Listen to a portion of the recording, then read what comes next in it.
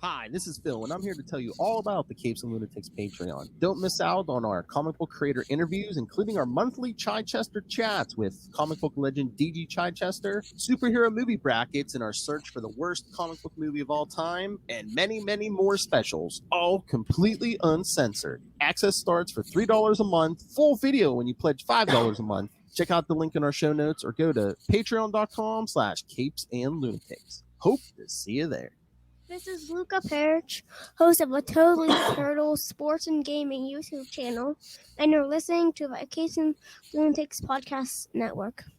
Recording has started. In a world of capes and lunatics, gods and monsters, there will rise threats too great for any one hero to face alone. In those moments shall rise a team of Avengers. This is Avengers Declassified. I'm your host, Charlie the Professor Esser. And with me, as always, is the blue-eyed bomber from the Burger Pits, Phil Podcast Perich. Welcome, Phil. Tristan says hi, Phil. Oh, hello, Tristan. He says hello, Tristan. All right, today's episode, Iron Man 131 to 133. Woo. This is just after the Demon in the Bottle. Yes. Storyline. This is just after Tony Stark has found himself a new redhead.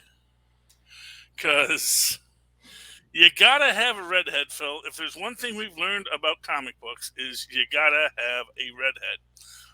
This woman's name is Beth. Yes. And she is picking him up from, what was it? Wasn't LaGuardia. It was JFK? Yeah. I think so. Here, I'm pulling up the issue now. Yeah. Hulk is Where the Heart is the name of this issue. It is written by David Michelin. Jerry Bingham is doing the pencil art. Bob Layton is the finished art and plot. Dana Albers does the letters. Ben Sheen does the colors. Roger Stern is our editor. And, of course, the man of the hour, Jim Shooter, is our editor-in-chief. When all Marvel comics were their best, thanks to the one singular vision of Jim Shooter. That's at Charlie Esser. Yeah, but they're getting home, and now there's all this traffic. And so Tony realizes that whatever's causing the traffic issue could be problematic, and he realizes it's a Hulk looking for fruit pies.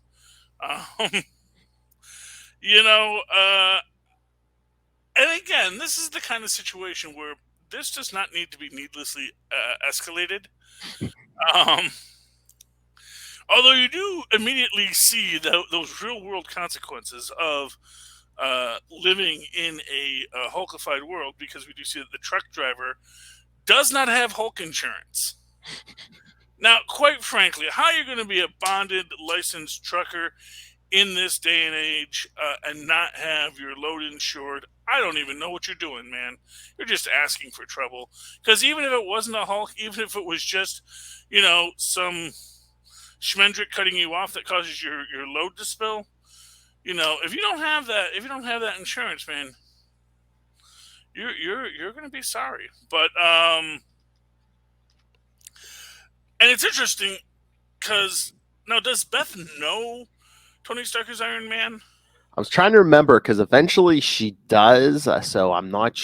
I don't think she does at this point because it seems like they make the point that she helped Tony get off the bottle, which is good. Oh, wow, sad. I guess it's not Captain Marvel anymore. Oh, no, Tony helped Captain Marvel get off the bottle. That's right. So I knew there was a sponsorship deal there. But yeah, so Beth helped Tony get off the bottle. And then, later when she's talking to Rhodey about her relationship with Iron Man, which I guess she had a much more antagonistic relationship with in the past, says that, she's come to change her view of things. So I get the feeling that maybe she's starting to get the inclination. Yeah, maybe. Because, again, when Tony tries to duck out to preserve his secret identity, man, remember when people had secret identities? She makes the point. Yeah, I know Tristan does not remember when people had secret identities. That's a bygone era. But she makes the point of, you're a famous figure. You can be a calming essence to people. I will go make the call to the Avengers. Although this is in the 80s, didn't they have cell phones at the time? I mean, it just... I mean, well, I guess that's... Wouldn't Tony Stark have a cell phone? You would think he would have a car for him. That's not his car. I think that's her car. So Oh, yeah. I don't know. Yeah. That is a good point, Phil. So, well, and again, like he said, like he's thinking, he wanted an excuse to go change in Iron Man, which he finds at the love machine. Yes, and what a lovely love machine. I mean, I'm surprised that guy abandoned that thing, because that is pure velour. I mean, here's what I want. Like, if I were ever to get a job at Marvel and I was writing Iron Man, I would have a scene where you find out that after that day, he went out, found the guy who owns that thing, and bought it, just because this was just too perfect of a ride. Tony needed the love machine.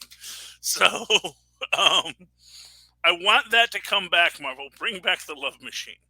Anyway, and again, this is where we get this moment where the guy says, "How dare you tell me I can't take on the Hulk?" Which, again, is like, really, dude? I got Mace. Surely that's the best way to handle it. And what I'll say is also, this guy is like, I mean, for what it's worth, this guy's got like super trucker strength, because he breaks off of 2 armed cops to, go spray the Hulk with mace, which the Hulk does not like. It is not a fruit pie, sir. It is mace, and it does not make the bananas and apples. And by the way, how are you transporting both bananas and apples? These are not fruits that travel well together. Were they maybe separated before the Hulk just broke open the truck? Well, it seems like it has a very small amount of bananas and a huge amount of apples. And, like, I don't know what that's about, but it just... Honestly, I actually think I think that these were actually, like, bananas and apples that fell off somebody else's truck. So that's why it's not insured, I think the Hulk just busted up a real major banana apple theft ring here in New York, and just no one's going to give the Hulk the props for it. Regardless, he hits the man with his bananas, throws him. I mean, how high does he throw this guy? I guess it doesn't kill him. We're going to assume. We'll assume, because we never see him come back down. So yeah. Well, I guess the bananas were meant to soften the physical impact, and maybe he learned his lesson and then just ran. And this is back when Tony had to physically put on all of the pieces of the armor. They do not answer the question if he takes off his clothes, though. Although one can imagine that he doesn't, based on a scene that's going to come up later. So we'll get to that. But they get into the big fight. And, of course, Hulk sprays a helicopter with milk, which you would think might actually damage the helicopter. But no, it just makes their windshield very, very gooey. So they cannot engage the Hulk and shoot missiles at him in a populated area. Iron Man shows up, and of course the Hulk punches him. And then again, cars. These people, another guy, he's like, "I'm not leaving my RV. I still got 3 payments to go on it." Meanwhile, his kids in the thing says, "Oh, come on, Mom and Dad. Don't you know the Hulk is cool? Because everyone's mean to the Hulk, but the Hulk's just..." This is like a proto Amadeus Cho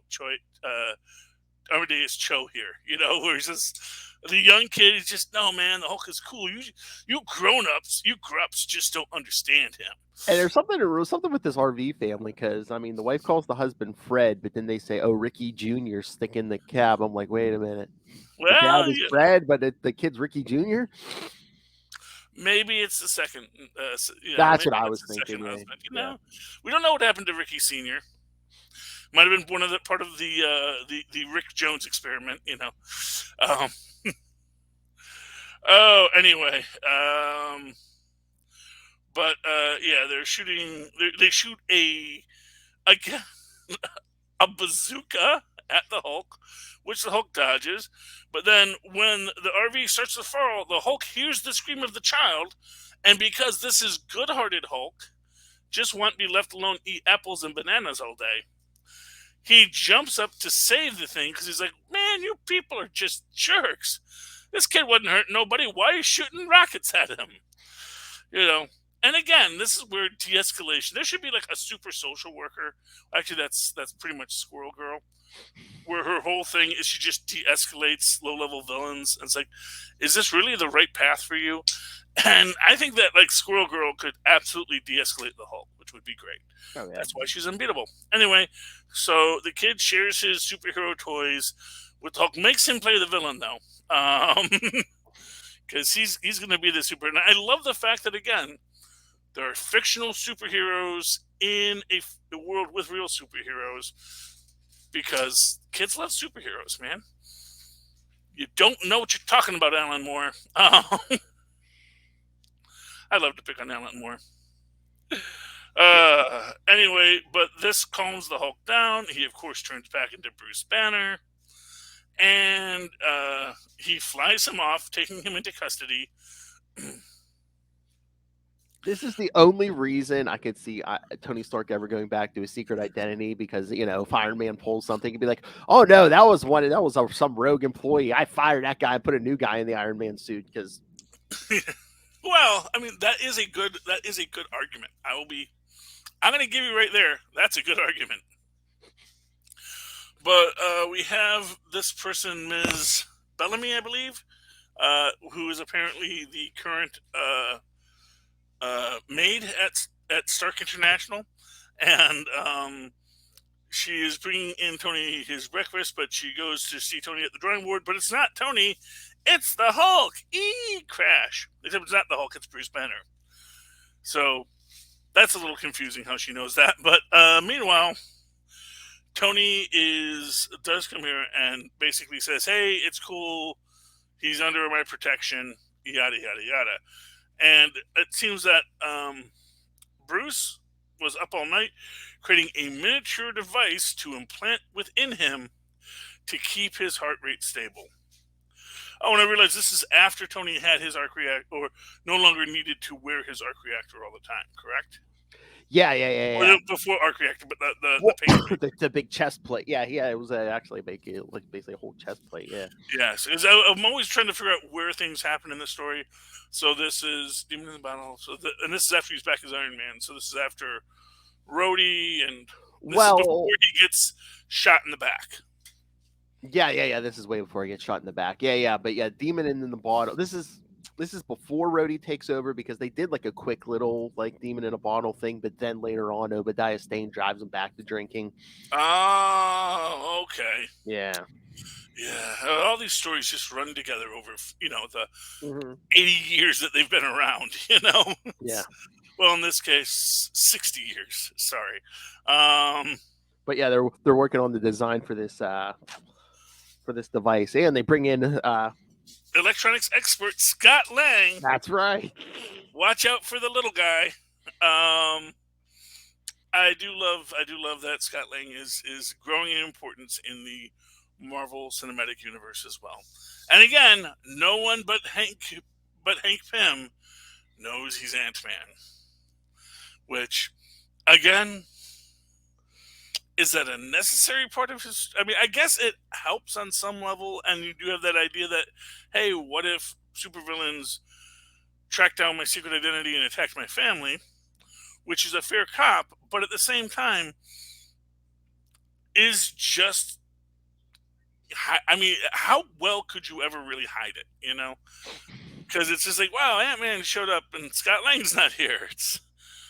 I think people are going to notice. People notice that Tony Stark always disappears when Iron Man is there, or the only time you see Tony Stark and Iron Man together is when there's a there's a video of Tony Stark. Well, I mean, the Iron Man thing had always had to build an excuse because Iron Man was supposedly his bodyguard. So anytime Iron Man shows up, it's like, oh, I rushed Mr. Stark to safety, or Yes.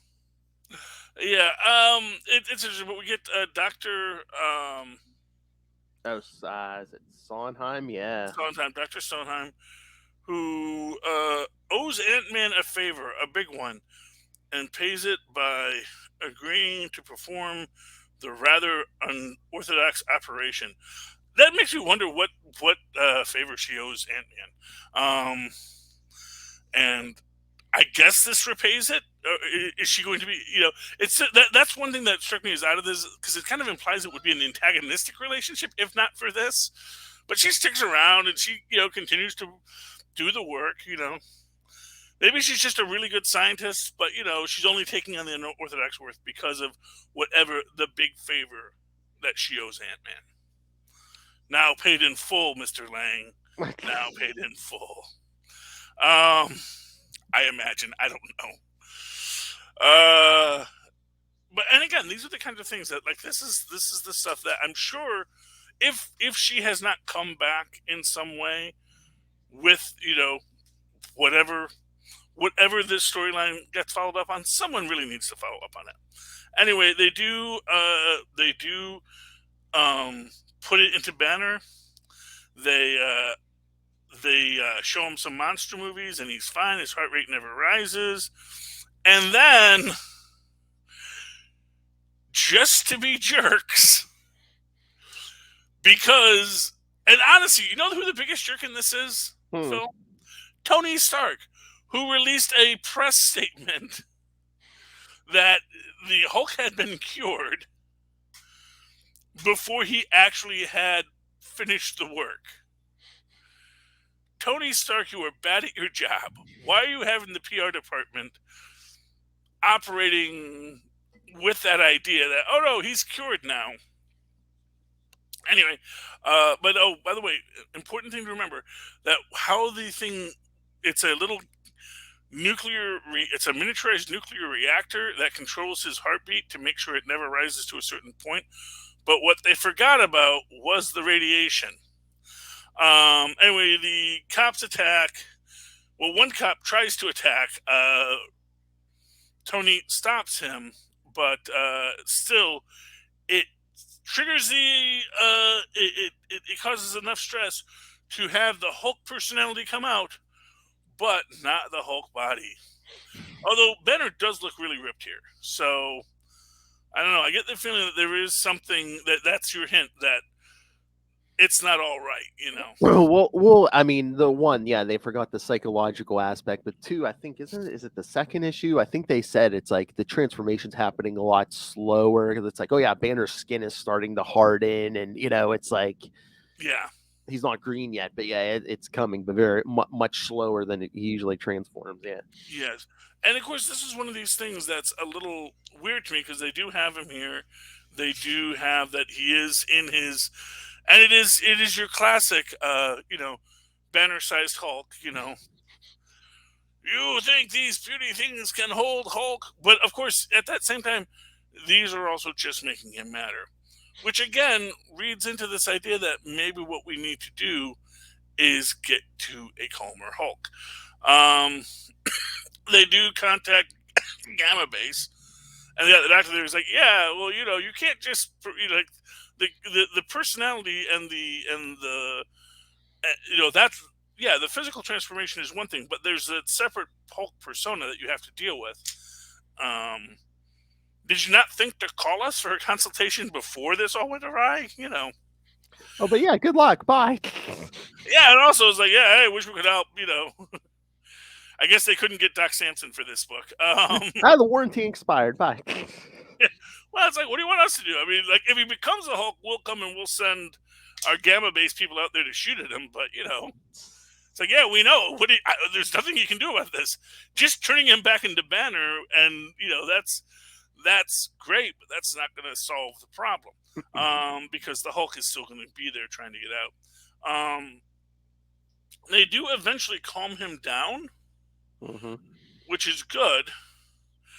But then I don't know why they don't just work to keep him calm after that. Because, and we have this little red glove. Is that Crimson Dynamo? I believe so, yeah. Smashing his own equipment with his iron glove for some reason, because, you're going to have to fix that later, man. I would really love it to see, like, the little go, curses! Oh, shoot. Why? I gotta remember I'm wearing the gauntlet. Yeah, but this is where they're trying to figure out what they can do. Yeah, and then Banner does start to, he does continue to change. That's right, because they calmed him down, but still the atomic reactor is feeding off of his gamma, and it's keeping his heart steady, but he's still turning into the Hulk, just on this slower rate. And we see that he does turn green, gets the thick skin, and does the big fight, starts smashing things and people. It's interesting as the fight goes, because of course a lot of it is, how do we get the Hulk away from people? How do we get the people to safety? Tony basically takes the Hulk into the ocean, and it's interesting because he says, "I know the Hulk can hold his breath. That I know that this is not going to do much, but I got to try something just to get him away from people." Well, he says, hopefully, I surprised him. Hope maybe he didn't take a deep breath or anything. Yeah, and later Peter David would just say, "Nah, Hulk can just breathe underwater. What the heck?" And this is weird because where do they go? Because they go back to, I guess this is a Stark airbase, like a private airfield for Stark International. Because the big arch confused me. Because wait, is that supposed to be St. Louis? No, yeah, I know. That's so weird. I believe the Stark, whatever it was at that time, did have like a arch for some reason. I don't know why. It was a design. It was a design choice. So there they go. They got the arc, and he's just tearing pieces off of it. Again, like, I guess maybe Tony Stark has that insured. And you really want to hurt a rich guy? What do? You hit him with his own private plane. Oh yeah, well that certainly does do it. But it gets everyone out of the way. Allows them to do that, and then we get. I've never tried this before, but maybe just one shot. And he focuses all of the energy of the armor. Basically, just dump all my power into my fist. One fist punch. Boom. And hey, for what it's worth, he one punches the Hulk. So that is good. Well, yeah. Hulk was still kind of woozy from that exploding plane. He's like, okay, this is my shot. While he's still out of it. Yeah. So he does one shot the Hulk after that, but then he also winds up one shotting himself. Yep. Because he falls over. He's with a mighty chud, and it's a little rough on him. And again, now does Rhodey know that Tony's Iron Man at this point? No, not yet. No. Yeah, Rhodey doesn't find out until when he has to take over because Tony's all drunk. He's like, "Here, you be Iron Man." Yeah. So that's crazy. But anyway, so they're dealing with the Hulk, and there's this debate about again with just people. Well, we'll take the Hulk into custody. I'm sure we've got to sell out Rikers that can hold him. But they make the point that well, Tony Stark's not here, and Iron Man is the one person who can make these decisions while Tony Stark is absent.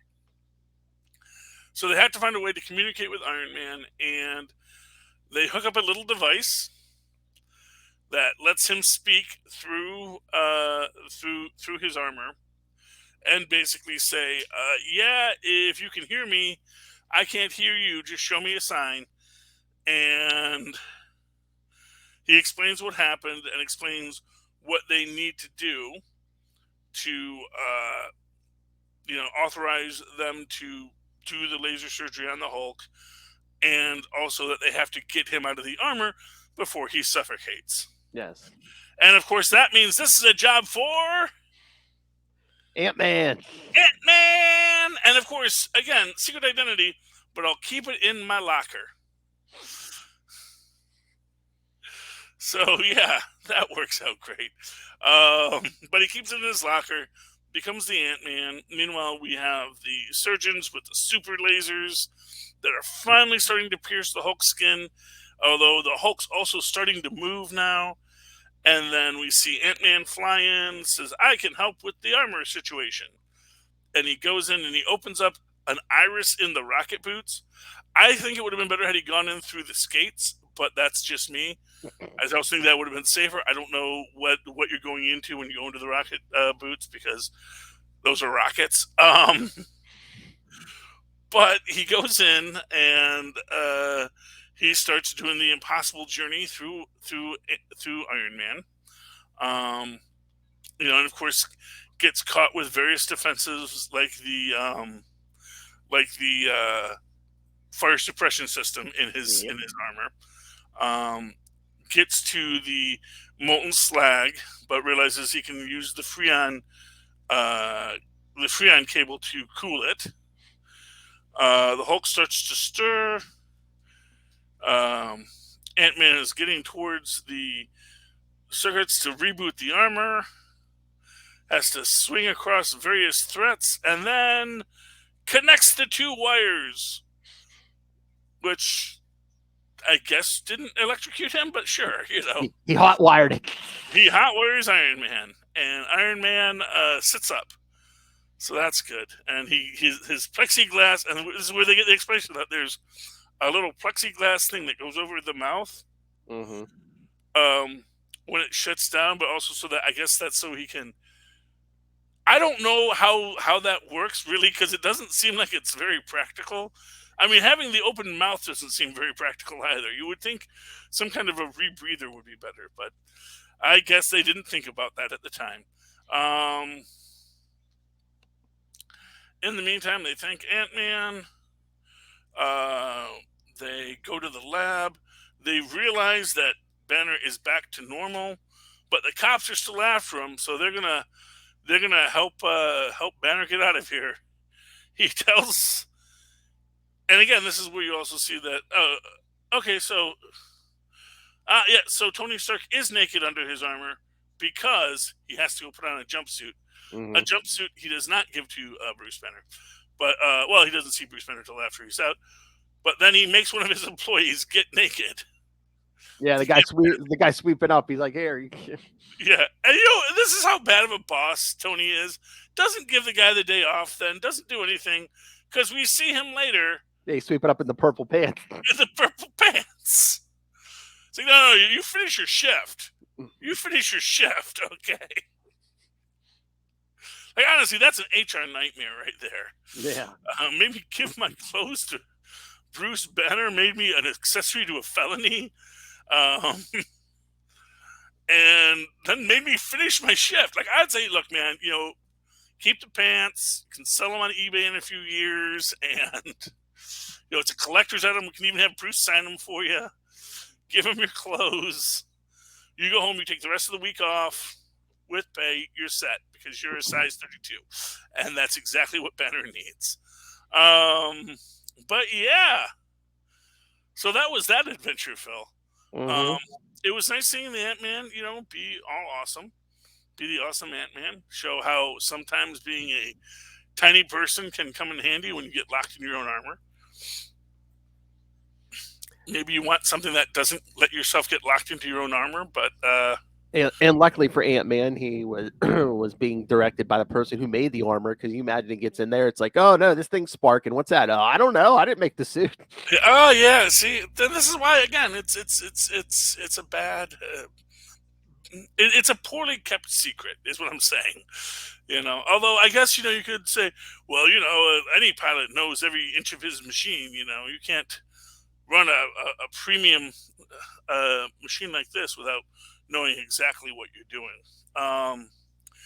So my car is in the shop, and so I could not get any other. Well, actually, first before we get into that, what did you think of this little run from the glorious Jim Shooter era?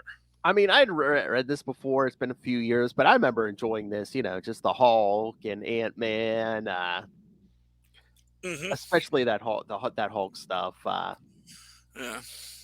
and I like the childlike Hulk. Yeah. I like the Hulk that just wants to run and eat fruit pies and relax, And that's because I identify with that Hulk because I want to just run and eat fruit pies and relax too. So, but everyone says, but you have to do stuff, Charlie. I don't want to do stuff. Leave Charlie alone. Rah! And I was looking at the notes for the first issue. All right, the most important part, if you guys are interested, Fred and Ethel, the couple from the RV, appear again in Iron Man 142. So. Oh, so it's Fred and Ethel. Ethel, and Ricky Jr. That's why it's Ricky Jr. They're taking Ricky Jr., their neighbor's kids, on a road trip because his parents are having a time. So you see, now that makes I didn't even think Fred and Ethel. I forgot it was Fred and Ethel. Yeah. Now it makes perfect sense. So, yes, Fred and Ethel and little Ricky. Okay, little Ricky Jr. Oh my. Yeah. So that was fun, and they do come back. So maybe we'll get more of that backstory, and hopefully he finally gets his RV paid off. I'll even give you that might also be a reference to the Long Trailer, which was a movie that Lucille Ball and Desi Arnaz did. Like, I don't know if it was before I Love Lucy or just after or during I Love Lucy, but it's basically Desi and Lucy taking an RV across country. So, and all of the wackiness that ensued. All right, Phil. As I was saying, my car's in the shop this week, so I did not get any of my comic books this week. But you got all the comic books, Phil. Tell me about it. Tell me what's going on in the world of Avengers. Because I hear there are amazing shifts in everything, and everything's going crazy, and the Avengers are punching forever now or something. Well, All Out Avengers 3, again, this is the book that just like picks up in the middle of the adventure. It's I think you'll like this one. All Out Avengers 3. It's the Avengers versus a bunch of Red Skull LMDs. Ooh. And something's going on because like even the skull, the original Red Skull is on their side because he's like, you LMDs are too crazy for me or whatever. But like everyone's talking, all the Avengers, even the Red Skull. It's like, wait a minute, I don't remember how we got here, and it's it seems like part of their memory's missing. So there's like a more overreaching story. Something's happened to them, or someone put them in this situation, or maybe the situation isn't real. Mm-hmm. But, yeah.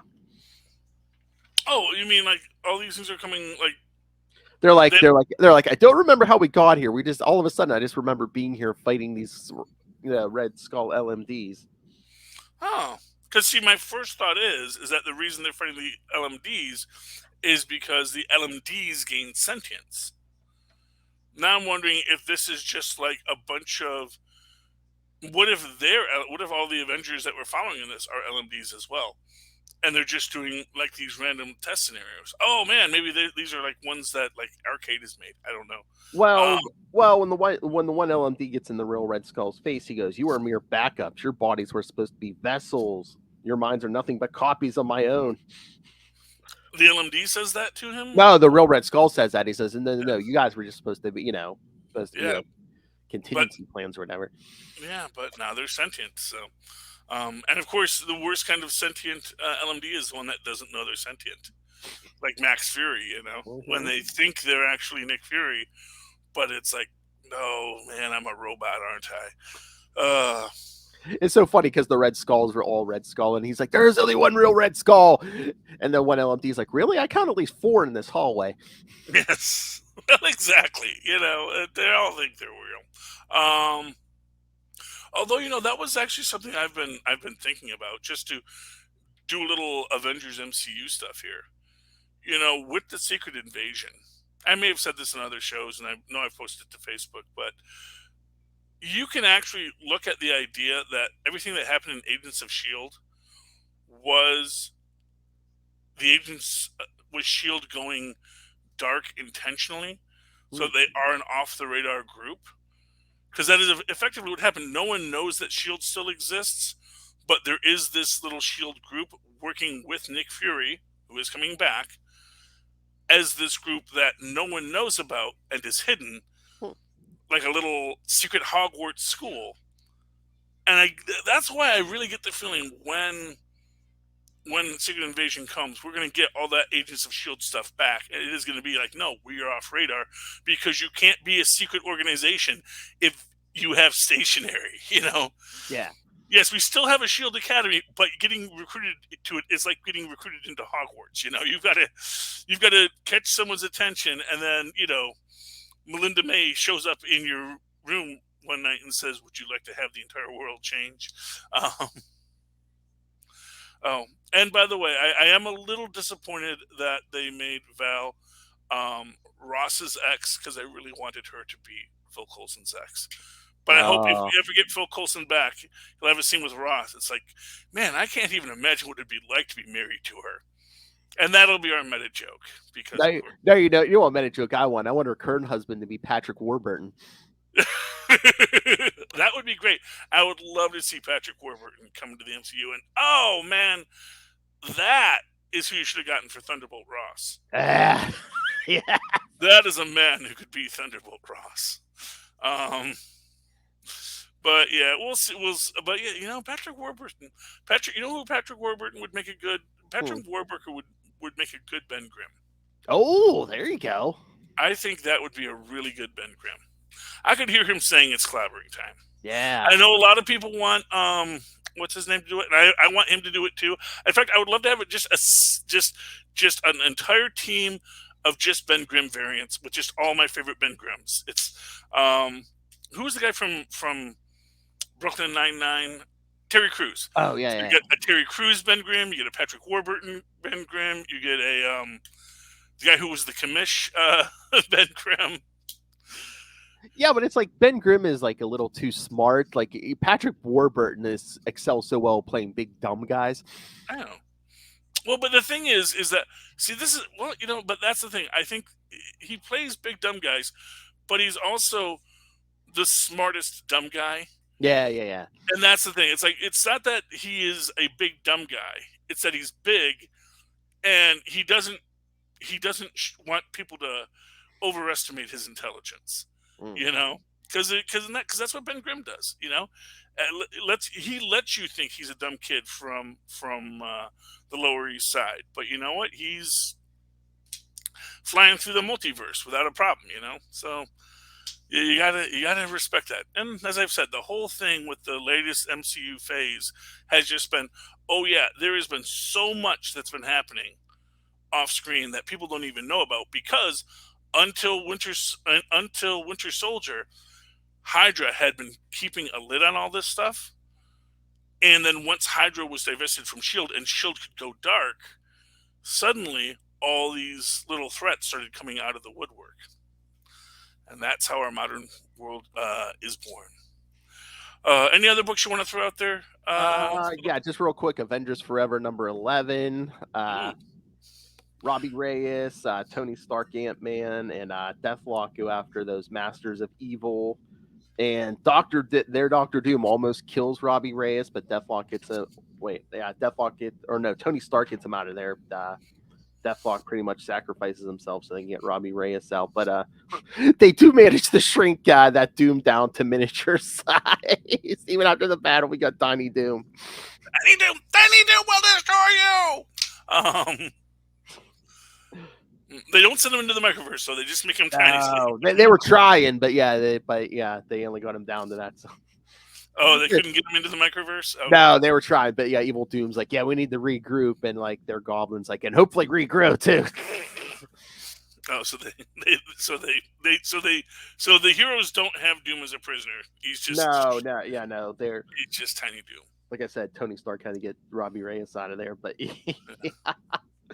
Yeah, because I guess all the books are going to be crossing over for the end of Jason Aaron's run, because Avengers Assemble Alpha is coming, so it's going to be the big climax to everything he's been doing since he started. Well, awesome. I look forward to it. Yeah. All right, then. Phil, that is the show for tonight. I'd like to thank you for joining me. Thank you. I'd like to Philip, why don't you tell people how they can contact us if they want to find out about our shows, give us their opinions on our shows, or buy our amazing merchandise? Well, if you want to get a hold of us, you can always email us, CapesandLunatics@gmail.com, or call the voicemail 614-382-2737. That's 614-38-CAPES. And again, if you want to send in feedback, next week we're going to be doing, well, the rest of the month we're going to be doing more Iron Man, but Iron Man 205 and 206 next week. So send your thoughts on those. Again, find links. Well, you can find Avengers Declassified on Facebook, on Twitter. Find links to all the various social medias. I did start a Capes and Lunatics account on Hive, so if you want to follow us there, follow us there. So yeah, find links to all the various social medias. Find the link to the YouTube channel. Please subscribe there. Everything we do gets a video. The Patreon, of course, most importantly. Everything we do. Well, no. All the interviews go up there first, so you get early access there. And also, we're about to wrap up superhero movie brackets, so don't miss that. And then in 2023, Lil said you guys get to vote if you're a patron.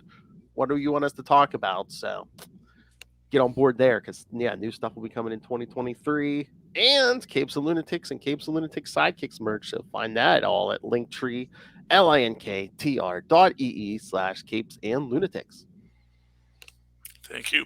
And of course, you can always write to me in that old-fashioned email way, the way our mothers and fathers once did, at superconnectivityblog@gmail.com.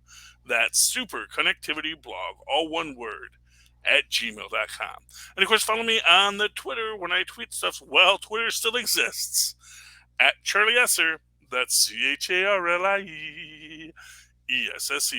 Look for the 2 E's in the middle. For quality. Bing! Thank you, Maz. Dear friends, you have come to the end of another secret file of Avengers Declassified. This podcast will self-destruct eventually.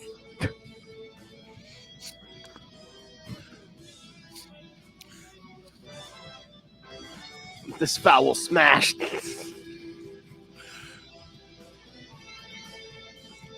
It's funny right now because now I'm synced up again. There was a delay between my video and my audio for a second there, but I could see it, and I could see that you were reacting to the audio in time to my video. But as I was watching it, I was saying my words, and then my video was coming later. So. But I don't think it was noticeable. Temporal anomaly.